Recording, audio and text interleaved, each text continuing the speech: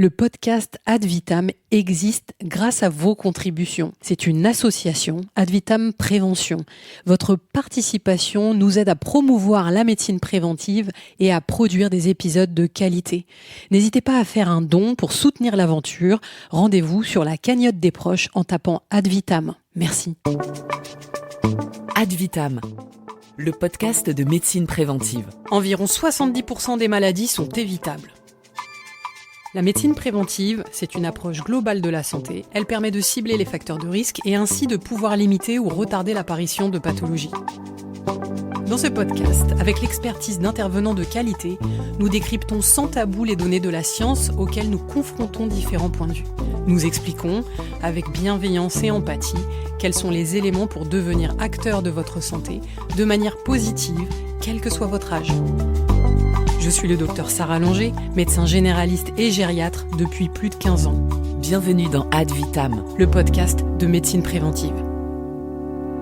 Bonjour Yannick. Bonjour Sarah. Yannick Thiroir, qui est gynécologue obstétricien, chef de service du service de gynécologie obstétrique de l'hôpital de La Rochelle. Effectivement. Si on pouvait un petit peu resituer tous les symptômes de la ménopause, quels sont-ils précisément ? La ménopause, en fait, c'est l'arrêt des règles chez les femmes et donc l'arrêt de la fertilité. C'est-à-dire que c'est l'arrêt du fonctionnement ovarien qui, normalement, débute au moment de la puberté et donc, effectivement, à partir de 45 ans, en général, en France, eh bien, l'ovaire dysfonctionne et la définition de la ménopause, c'est l'arrêt du fonctionnement de cet ovaire et donc l'arrêt des règles sur une période d'un an qui définit la ménopause. Alors en fait, la ménopause, c'est pas une période, ça va durer au-delà des 50 ans. C'est-à-dire qu'à partir du moment où on est ménopausé jusqu'à la fin de sa vie. Voilà, mais je parlais d'une durée peut-être un petit peu embêtante pour les femmes. Voilà, la durée embêtante pour les femmes, effectivement, c'est la périménopause. C'est cette période, effectivement, où on va voir des dysfonctionnements des règles, parfois des douleurs, des troubles génito-urinaires, c'est-à-dire des brûlures vaginales, des troubles de la vessie, parfois des troubles de l'incontinence, des troubles de la sexualité, des sécheresses vaginales. Oui, parce que ça, on n'en parle pas assez. On n'en parle probablement pas assez, effectivement. Ça fait partie des sujets de consultation qu'il faut aborder avec nos patients. Alors c'est vous, très important. Certains en gynécologie obstétrique, parce que nous, en consultation en cabinet de ville, en médecine générale, déjà, soyons clairs, on a très peu de temps sur une consultation de médecine générale. Et puis, c'est vrai qu'on va aborder les symptômes classiques de la ménopause, comme les sueurs nocturnes, les bouffées de chaleur. On parle même pas trop des douleurs articulaires, mais aussi la sexualité, parce qu'il y a une telle sécheresse vaginale à cause des carences hormonales que les femmes qui sont sur cette période-là, quand on creuse un petit peu, c'est très compliqué avec le conjoint, il n'y a plus de rapports, ce sont des rapports qui sont douloureux, il y a de l'incontinence urinaire, et toi tu le vois régulièrement en consultation ? Alors oui, effectivement, ça fait partie des choses que l'on voit régulièrement en consultation. Alors, ces symptômes-là que tu décris sont des symptômes qui sont fréquents.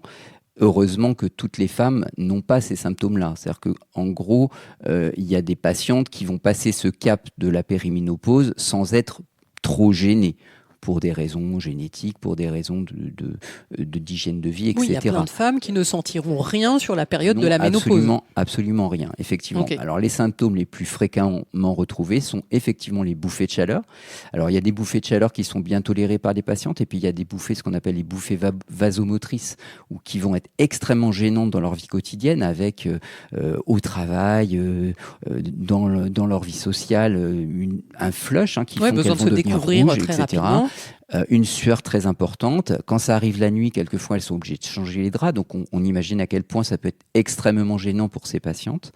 Après, effectivement, il y a les douleurs articulaires. Alors, en fait, on les identifie pas bien. C'est-à-dire que les patientes, elles se rendent pas compte. Elles ont des douleurs. C'est des douleurs un peu sourdes, un peu bizarres. On se dit, comment ça se fait ? Et en fait, ça fait partie des symptômes de la périménopause et de la ménopause, ces douleurs articulaires, de la fatigue, des troubles de l'humeur, des troubles du sommeil. Beaucoup de troubles du sommeil, effectivement. Les femmes le disent clairement, elles ont du mal à s'endormir, beaucoup de réveils la nuit. C'est problématique dans la vie sociale, dans la vie professionnelle, évidemment. Et quand on dort pas, qu'est-ce qui se passe aussi ? On peut plus facilement avoir des compulsions alimentaires, on peut manger beaucoup plus, d'où aussi une prise de poids sur cette période-là, qui est liée effectivement aux conséquences de la ménopause, mais aussi aux bouleversements hormonaux. Effectivement, la ménopause, ça modifie le profil des patientes, le profil lipidique. Il y a une nouvelle répartition des graisses. Il peut y avoir une prise de poids. Alors, cette prise de poids, elle est assez habituelle de 3-4 kilos. Et après, au-delà, par rapport à ce que tu viens de dire, les compulsions alimentaires qui peuvent faire encore prendre plus de poids.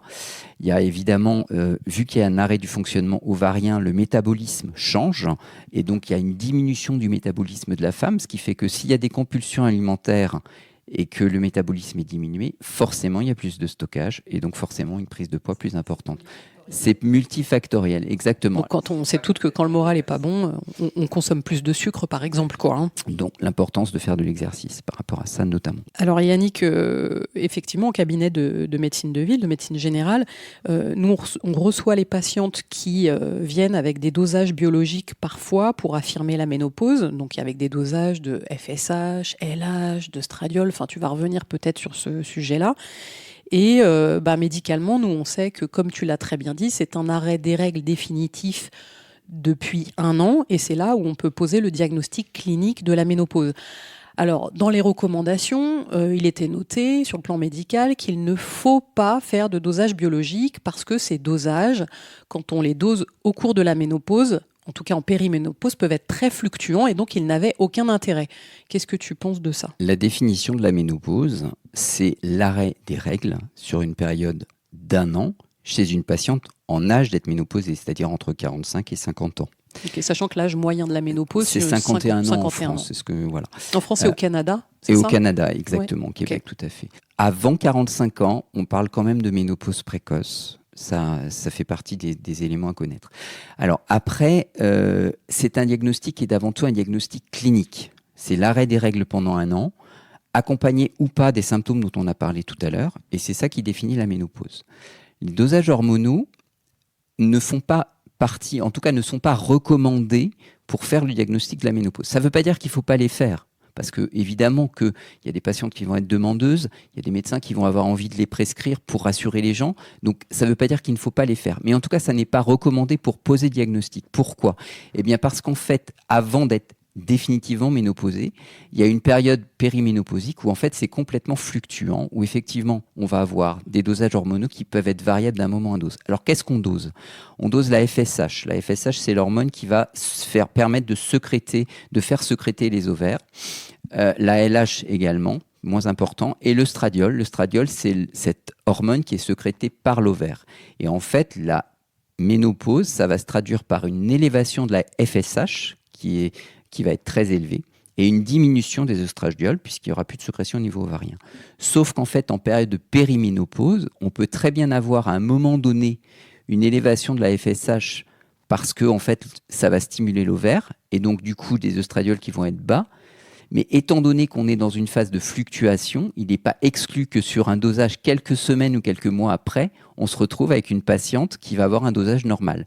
Ça sous-entend quoi ? Ça sous-entend que potentiellement, je dis bien potentiellement, attention à ça, il peut y avoir une ovulation. Donc ça peut être faussement rassurant. Ça veut dire qu'on pourrait concrètement dire à une personne, à une femme qu'elle est ménopausée et donc qu'il n'y a pas de risque de fécondation et donc de grossesse, alors qu'en fait, potentiellement c'est possible. Voilà, potentiellement c'est possible. C'est pour ça qu'il faut faire attention à ça. Je reviens juste garder sur une contraception jusqu'à quel moment, Yannick ? Alors, ça c'est une bonne question. La contraception, en fait, on peut la poursuivre à faible dose jusqu'à au-delà de 40 ans. C'est pas vraiment problématique, sous réserve des facteurs de risque, bien évidemment. Maintenant, c'est quand même bien à partir de 45 ans de savoir le statut. Faire un dosage hormonal chez une patiente qui est sous contraception œstroprogestative, ça n'a aucun intérêt. Donc il faut faire une fenêtre thérapeutique, mais en fait l'idéal est donc de les protéger. C'est-à-dire que arrêter la contraception, certes, mais il faut leur proposer un autre moyen de contraception, qui doit être mécanique de fait. Et donc, quand tu dis mécanique, soyons clairs, préservatif, voilà, je parlerai essentiellement. Essentiellement. Ok. Après, effectivement, au-delà de ça, on peut faire des dosages, mais qui ne vont pas forcément être pertinents. Alors, je reviens encore une fois sur les dosages. Il y a des indications à faire des dosages chez des patientes qui ont une hystérectomie, parce qu'effectivement, elles n'ont plus leurs règles. On a enlevé l'utérus, donc elles n'ont plus de règles. Donc, le diagnostic d'arrêt des règles pendant 1 an ne peut pas être fait. Donc, ça peut avoir un intérêt pour savoir leur statut à ce moment-là. chez des patientes qui ont été traitées pour des cancers, effectivement, notamment parce que des chimiothérapies, ça peut modifier au niveau ovarien et donc avancer l'âge de la ménopause, ça peut avoir un intérêt. Il y a quelques cas particuliers où effectivement on peut être amené à prescrire des dosages. On parlait d'hormones. Et alors, si on rentre dans le vif du sujet du traitement hormonal substitutif, il faudrait bien qu'on éclaircisse les choses sur ce sujet-là. En consultation, soyons clairs, moi, les femmes qui viennent me voir disent clairement « je ne veux pas d'hormones, c'est catégorique, je n'en veux pas, j'ai pas envie de risquer un cancer du sein ». Le cancer du sein est très fréquent. Globalement, dans la population générale, Yannick, c'est une femme sur 8 environ. Absolument. Voilà, donc une femme sur 8. Donc elles ont peur légitimement d'avoir un cancer du sein parce qu'elles vont prendre un traitement hormonal substitutif et que dans l'idée reçue, ce traitement hormonal substitutif augmenterait le risque de cancer du sein. Maintenant, avant les années 2000, il y avait une grande prescription des traitements hormonaux substitutifs jusqu'à une étude qui s'appelait l'étude WHI, en 2002 d'ailleurs précisément. Il faut savoir que 40% des femmes prenaient des traitements hormonaux substitutifs en l'an 2000 globalement, et on est passé à 6% de prescription de traitements hormonaux substitutifs en ce moment, en 2023-2024, sur les années à venir. Alors, j'aimerais qu'on fasse le point sur cette étude parce qu'en fait, on va le voir ensemble, l'étude, elle s'est un petit peu plantée. Ce qui fait que, de manière délétère, les femmes n'ont plus le droit, n'ont plus accès, n'ont plus envie d'aller vers ce traitement hormonal, alors qu'en fait, il existe, pour certaines femmes, on va le voir, un bénéfice net à prendre ce traitement hormonal substitutif pour éviter justement des risques qui peuvent être potentiellement autres, type cardiovasculaire, type ostéoporose. On va revoir ensemble. J'aimerais que tu m'expliques un petit peu cette fameuse étude WHI, que tout le monde comprenne bien enfin de quoi il s'agit et pourquoi il ne faut pas avoir peur du traitement hormonal substitutif. Effectivement, avant 2002, on prescrivait très facilement les traitements hormonaux substitutifs de la ménopause parce que ça permet de protéger l'os, ça permet d'améliorer la qualité de vie des patientes. En 2002, cette étude donc WHI, Women Health Initiative, a été publiée et donc dans cette étude qui regroupait des femmes âgées de 50 à 79 ans, donc c'était quand même pas une population très jeune. C'était une étude contre placebo, c'est-à-dire qu'elles utilisaient soit un traitement hormonal substitutif à base d'œstrogène conjugué équin plus un progestatif, soit un placebo. Et les patientes qui avaient été hystérectomisées, c'est-à-dire qui n'avaient plus leur utérus, ne prenaient que des œstrogènes ou rien du tout. Et donc, en fait, dans cette étude, qui devait durer 8 ans et qui a été arrêtée au bout de 5 ans, on a retrouvé une augmentation significative chez les patientes qui utilisaient les œstrogènes plus la progestérone, une augmentation significative du risque de développer un cancer du sein. Ce risque, il était de 30% supérieur à celui des patientes qui ne prenaient pas ce traitement. Juste, je fais une petite parenthèse, traitement hormonal substitutif, c'est les œstrogènes plus la progestérone, que ça soit clair pour les femmes qui en prennent. Et donc, dans cette étude, c'était ces hormones-là. Okay. Effectivement, le traitement, alors ce qu'on appelle le traitement hormonal substitutif de la ménopause ou traitement hormonal de la ménopause, c'est l'association chez des patientes qui n'ont pas eu d'hystérectomie, donc qui ont toujours leur utérus, d'un traitement à base d'œstrogène plus de la progestérone. Alors, on va peut-être pas rentrer dans tous les détails. Non, pas besoin du détail, mais amener en tout cas les hormones qui nous manquent à cette période-là. Absolument. Et donc, cette étude a démontré effectivement qu'il y avait une augmentation significative de développer un cancer du sein chez 30% de plus donc que la population. Donc là, on a peur. Quand on écoute donc, ça, quand on a peur. Mais ça a été un coup d'arrêt dans la prescription des traitements hormonaux substitutifs, ce qui explique cette existe et cette terreur qui existe autour des hormones. Alors, elle s'est accentuée. Aujourd'hui, il y a vraiment une angoisse par rapport aux hormones. Le fait est qu'effectivement, les patientes ne voulaient plus de traitement et les médecins n'avaient plus envie de le prescrire, puisqu'il y a eu tout un tas de recommandations autour de cette étude où à l'époque, ça avait fait le buzz sur le plan médical. Alors, est-ce que c'était légitime ou pas ? Dans l'étude en question, oui, c'était légitime. Sauf que, voilà, parce qu'il y a un gros sauf que. Il faut quand même rapporter les choses. C'est-à-dire que 30% d'augmentation, ça paraît énorme comme risque. Sauf que si on le ramène en chiffres, ça veut dire que sur une population de femmes, de 10 000 femmes, les patientes qui vont prendre le traitement hormonosubstitutif, il y en a 38 qui vont développer un cancer du sein versus 30 qui en développeront un qui ne prennent pas de traitement. Donc ça veut dire qu'il y a un différentiel de 8 patientes. Finalement, c'est pas tant que ça. Le risque, il n'est pas tant que ça. Ensuite, depuis cette étude, il y a eu d'autres études observationnelles où il s'avère que finalement le risque est beaucoup moins élevé. Et la dernière chose que je veux quand même souligner, c'est que l'étude portait sur des œstrogènes équins, c'est-à-dire des œstrogènes non naturels.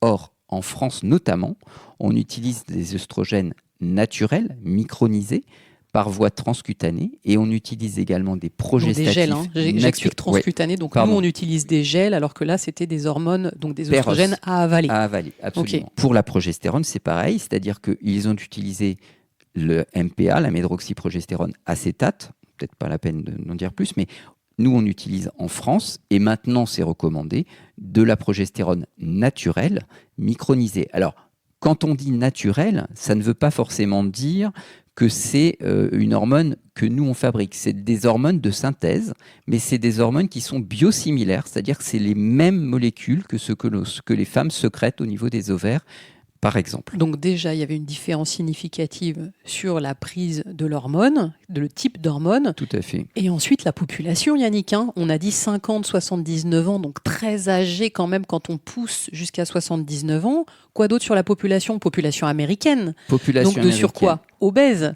Obèse, hypertendu. Surpoids, hypertension, beaucoup de facteurs de risque. Et l'autre élément très important aussi, c'est qu'en fait, certaines de ces patientes prenaient le traitement hormonal substitutif plus de 10 ans après le début de leur ménopause. Or, on sait qu'on a un bénéfice à débuter tôt le traitement de la ménopause, et qu'en débutant tôt, on diminue les risques. Oui, parce que là, elle le démarrait 10 ans après l'arrivée de la ménopause, donc c'est trop tard. Parce qu'effectivement, là, juste petit rappel, quand on prend un traitement hormonal substitutif, le plus tôt est le mieux. Absolument. Il vaut mieux pas attendre, en fait. Si on attend trop longtemps après la ménopause, il faut pas attendre plusieurs années après la ménopause, sinon on augmente le risque cardiovasculaire. Idéalement, c'est bien de le commencer dans l'année ou les 2 ans qui suivent le début de la ménopause. Dans les 2 ans, mais pas trop après. Exactement, parce qu'effectivement, on protège le cardiovasculaire. Alors, c'est assez étonnant parce que jusqu'en 2002, les cardiologues nous référençaient des patientes pour les mettre sous traitement hormonal substitutif parce qu'en fait, les risques cardiovasculaires augmentaient après la ménopause. Tout à fait. Et donc là, justement, nous, les femmes, on est protégées jusqu'à la ménopause sur le plan cardiovasculaire par nos hormones. Petit rappel qui est important quand même, alors qu'en fait, effectivement, à partir de la ménopause, on récupère le même risque cardiovasculaire que les hommes de faire un infarctus, donc un syndrome coronarien, une petite artère coronarienne au niveau du cœur qui se bouche. Et donc, c'est pour ça qu'il est important aussi qu'on parle beaucoup du plan des problématiques cardiovasculaires chez la femme, parce qu'on n'en parle pas assez. Ça fera l'objet d'un autre podcast. Mais en l'occurrence, attention à la douleur un petit peu atypique, à la douleur thoracique chez la femme. Même autour des 45-50 ans, il faut penser à l'infarctus et il faut parfois consulter. Mais en l'occurrence, le traitement hormonal substitutif, quand on le met tôt sur le démarrage de la ménopause, permet de justement réguler un petit peu ce risque et d'être protégé sur le plan cardiovasculaire. Donc ça, c'est essentiel. On parlait de ce risque-là, mais aussi du risque d'ostéoporose. De la même manière, quand on prend un traitement hormonal substitutif, on sait qu'on fera moins d'ostéoporose, donc une maladie des os qui entraîne plus de fractures. Et pareil, on sait que quand on se casse le col du fémur, quand on a plus de 70-75 ans, malheureusement, c'est 30% à peu près, si je grossis le chiffre, de décès dans les 6 mois à venir. Et ça, c'est une problématique plus à long terme. Mais c'est vrai que quand on se pose les questions maintenant de qu'est-ce qu'on va faire quand on sera ménopausé, comment je peux prévoir, parce qu'on est vraiment toujours dans la prévention. La prévention, c'est à 30 ans, c'est à 40-50 ans, mais je préviens aussi mon vieillissement parce que je veux un vieillissement qui soit réussi. Donc, comment je peux anticiper mes risques aussi bien cardiovasculaires que ostéoporotique. Et tu parlais de la durée du traitement hormonal substitutif. Au max, on se dit quoi en moyenne ? C'est à peu près 8 ans dans ces eaux-là ? Les recommandations, c'est de prendre les doses les plus faibles possibles de traitement hormonal substitutif et idéalement le moins longtemps possible. En moyenne, c'est à 5 ans. On peut aller jusqu'à 8. Moi, je n'hésite pas à prescrire du traitement hormonal substitutif jusqu'à 60 ans. Après, il faut savoir que c'est une évaluation au cas par cas. Pour revenir sur le risque ostéoporotique et le risque cardiovasculaire, ce qu'il faut savoir, c'est qu'une patiente qui arrive en âge de la ménopause, elle a 40% de risque de développer une fracture au décours de sa ménopause, 50% d'avoir une pathologie cardiovasculaire, 45% de développer une pathologie cardiovasculaire, versus 9% de développer un cancer du sein. Et donc en fait, quand on parle du risque de développer un cancer du sein chez une patiente qui prend un traitement hormonal substitutif, finalement ce risque reste faible au regard des autres risques que peut faire courir la ménopause. C'est bien de resituer, ouais. Voilà. Tout à fait. Et alors après, la durée du traitement, eh bien en fait, ça dépend d'une femme à une autre et ça dépend aussi de la raison pour laquelle on a prescrit ce traitement hormonal substitutif. Parce qu'une des raisons qui nous incite à poser ce traitement hormonal substitutif de la ménopause, c'est la qualité de vie. C'est les bouffées vasomotrices qui sont très handicapantes, par exemple. Parce que si ça dure 5 ans, si ça dure 6 c'est ans, un c'est enfer pour les insupportable. patientes, absolument. Clairement. Et donc, en fait, ce qu'il faut faire, c'est réévaluer au bout de 4-5 ans en disant vous avez votre traitement depuis 5 ans, vous en avez eu un vrai bénéfice par rapport à l'os, par rapport au cardiovasculaire. Est-ce qu'on ne fait pas une pause et puis on voit ce qui se passe? Si vous êtes bien, qu'il n'y a pas de nouveau de bouffée de chaleur, etc., on l'arrête définitivement. En revanche, si vous êtes toujours aussi gêné, si vous avez de nouveau des bouffées de chaleur, on le poursuit. Et on réévalue comme ça. Et c'est chaque pour ça année. que aussi on peut, s'il y a un risque éventuel de cancer du sein, en fait, quand tu suis une patiente qui a un traitement hormonal substitutif, tu vas la voir régulièrement. Et finalement, ça fait que le suivi a une fréquence qui va être posée en consultation. Tu vas la revoir, tu examines les seins, tu vérifies s'il n'y a pas de risque quelconque. Et en fait, ces femmes-là seront beaucoup plus suivies que les autres au final. Donc si on fait un diagnostic de cancer du sein, c'est un cancer qui sera pris de manière très précoce et on sait que le cancer du sein, quand il est pris de manière précoce, se soigne très bien. Tout à fait.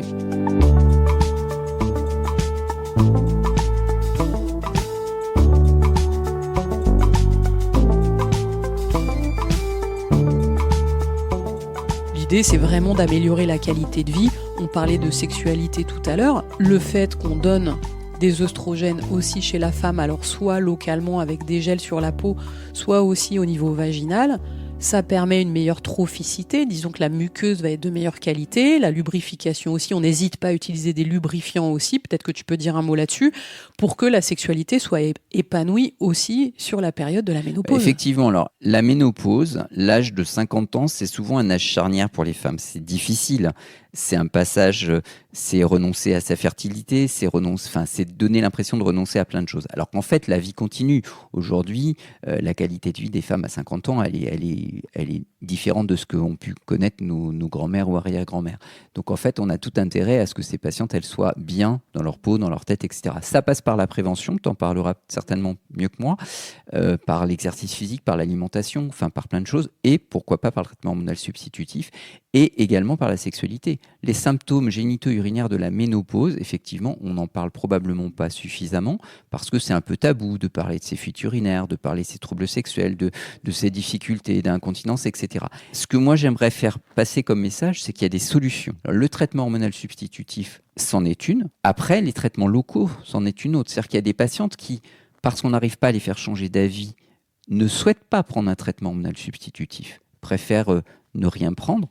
Pour autant, on peut leur proposer des solutions qui leur permettent d'avoir une qualité de vie sexuelle notamment et génito-urinaire satisfaisante en utilisant soit des œstrogènes locaux qui permettent d'améliorer la trophicité vaginale locale et donc d'améliorer également les troubles urinaires qui sont liés à tout ça.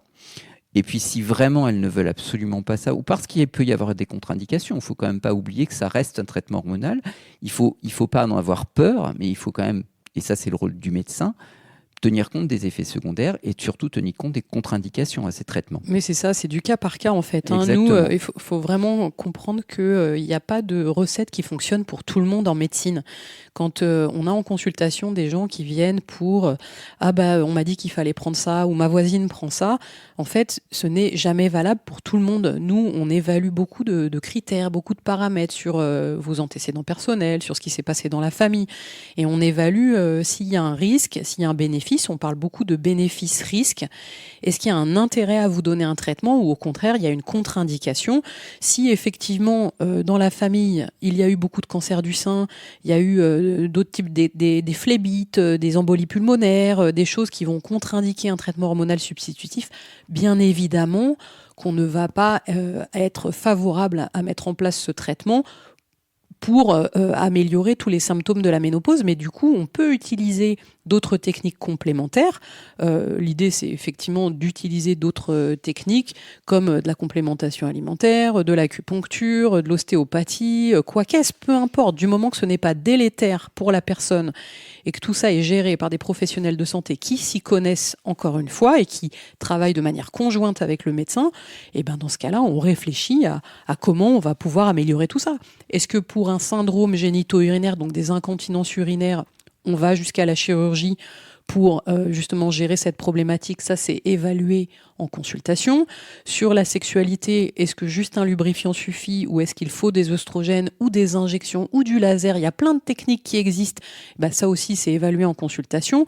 Et donc, il y a beaucoup de choses qui peuvent être proposées en prenant le temps en consultation quand on peut pour parler de tout ça et de manière conjointe entre différents professionnels de santé. Donc sur les risques quand même du traitement hormonal substitutif, que tu nous donnes ton regard, toi les contre-indications claires du traitement hormonal substitutif, finalement c'est quoi si on peut les cataloguer comme ça? On parlait du cancer du sein. La première contre-indication, bien évidemment, ça va être un cancer hormonosensible, donc cancer du sein, cancer de l'endomètre par exemple. Soit chez soi, soit dans la famille. Alors dans la famille, c'est pas aussi catégorique que ça. C'est-à-dire que aujourd'hui, les études ont quand même démontré, et notamment chez des patientes qui ont des antécédents familiaux ou qui ont des mutations de gènes, eh bien, on peut quand même proposer ces traitements, toujours sous surveillance. Ici, classiquement, on a la maman qui a eu un cancer du sein à 60 ans. Est-ce que c'est une contre-indication? Pas nécessairement s'il n'y a rien chez la personne, et a fortiori, alors, c'est ce que tu disais tout à l'heure. Exactement, il faut qu'il y ait un bon suivi.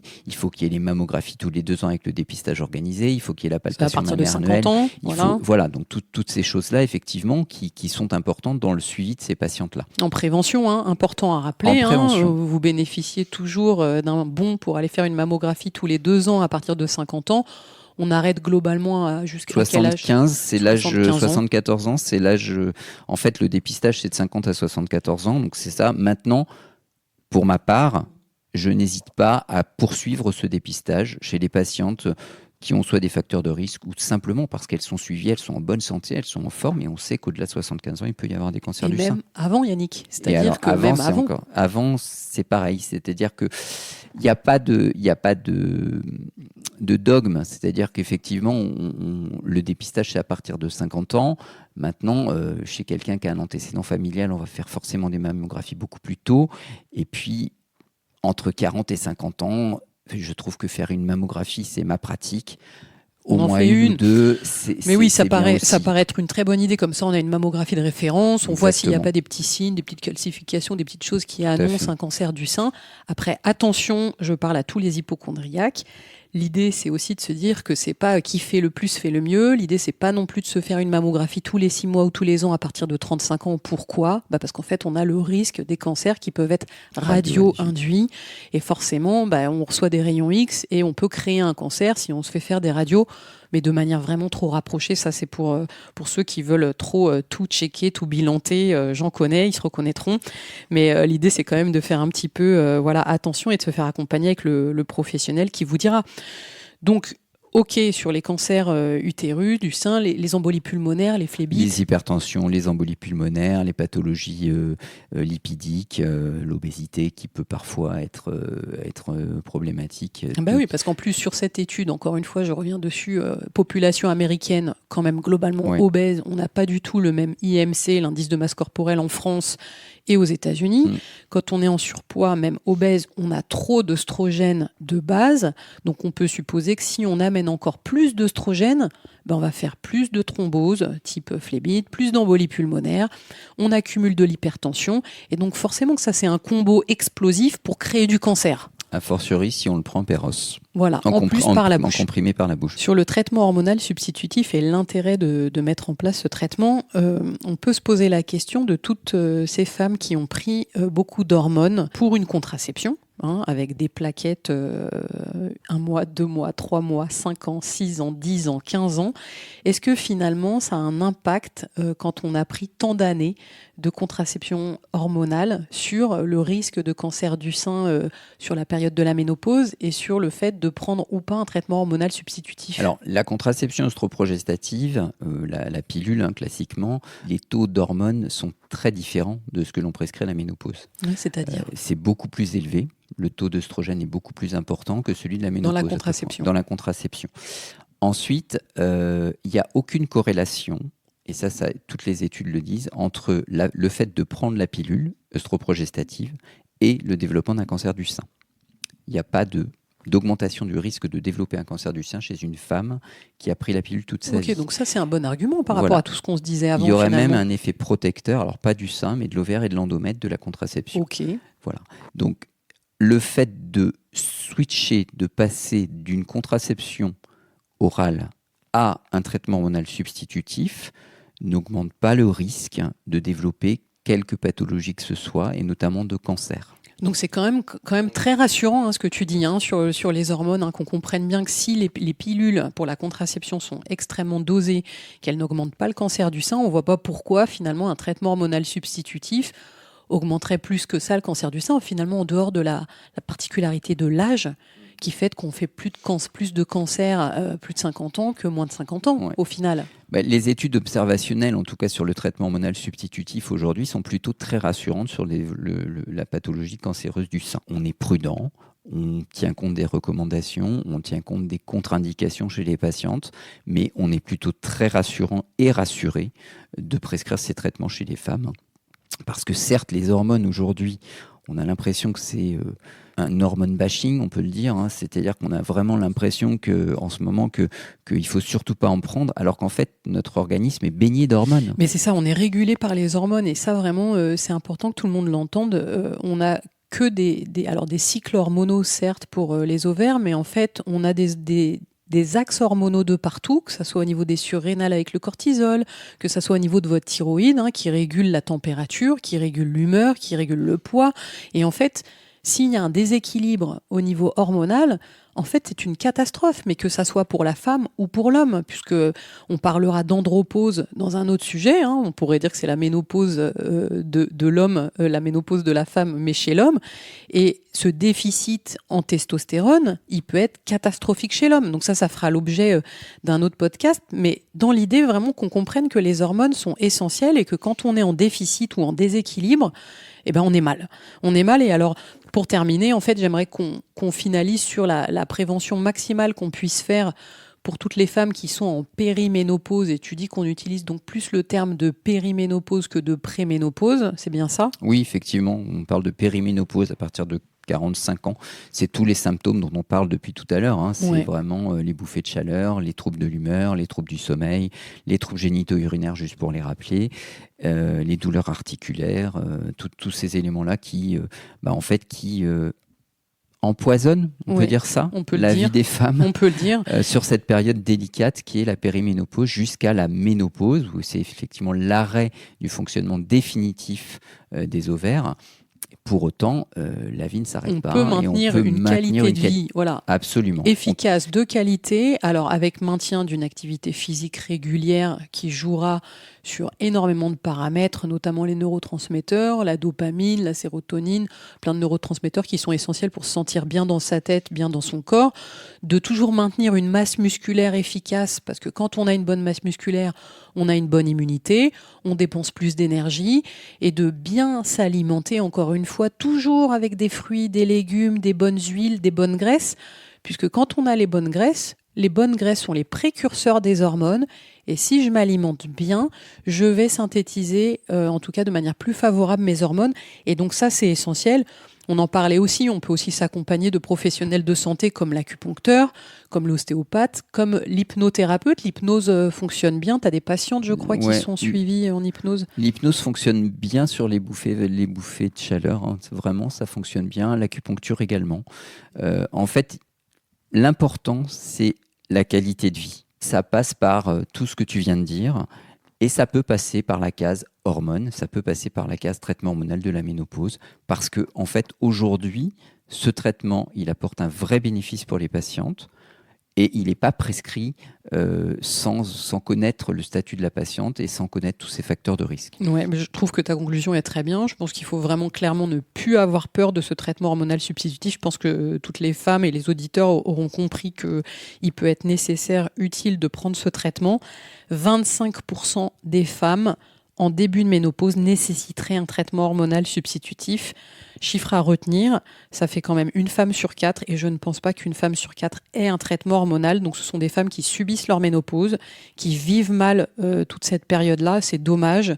Donc faites-vous accompagner, allez consulter toujours, discuter de votre cas avec votre médecin généraliste, avec votre gynécologue obstétricien, en tout cas des professionnels de santé qui sont formés au sujet. Et on espère que cet épisode vous aura plu. Merci beaucoup Yannick pour cet échange, c'était vraiment très constructif et j'espère vraiment que vous trouverez des réponses, qu'on vous aura éclairé sur ce sujet de la ménopause. N'hésitez pas en tout cas à laisser des commentaires, à revenir vers nous, savoir ce que vous en avez pensé. Merci 1000 fois Yannick et je te dis à très bientôt pour d'autres sujets dans cet environnement de la femme. Merci Sarah, et avec plaisir pour revenir. Merci d'avoir écouté Ad Vitam, le podcast de médecine préventive. Retrouvez le docteur Sarah Longer sur les réseaux sociaux pour échanger. Et abonnez-vous sur votre plateforme d'écoute préférée.